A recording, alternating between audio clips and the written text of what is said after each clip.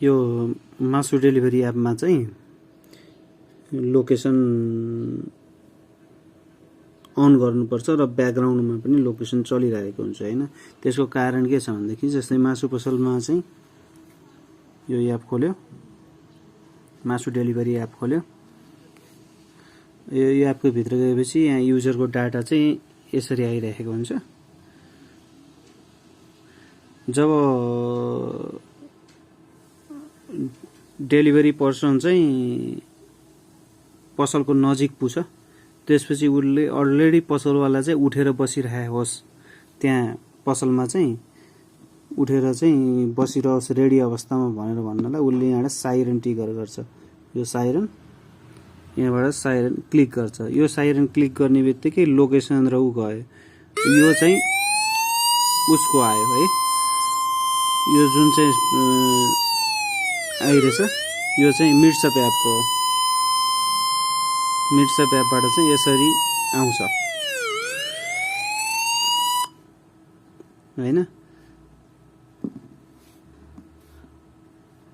यो मिट्सअप एपलाई चाहिँ यो डेलिभरी एपले चाहिँ मिट्सअप एपलाई चाहिँ आफ्नो सेयर गर्यो, आई एम कमिङ गरेपछि यो साइरन ट्रिगर अफ भयो।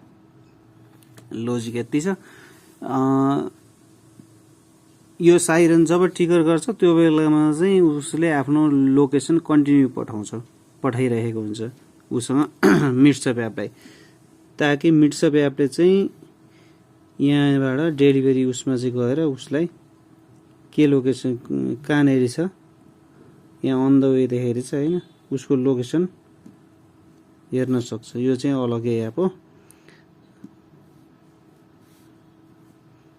त्यसकारण यसमा लोकेसन आइछ। अब यदि यो साइरन ट्रिगर गरेर पठाएको बेलामा अचानक उसलाई चाहिँ फोन आयो हैन, फोन आउन सक्छ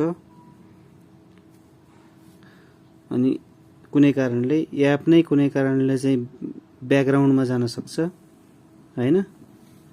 त्यो विविध कारण हुँदा चाहिँ अनि डेलिभरी चाहिँ यहाँ यसरी उसले चाहिँ खोजिरहने भएको कारणले डेलिभरी एपमा लोकेसन जरुरत छ। यो अटोमेटिक इनबिल्ट नै हो।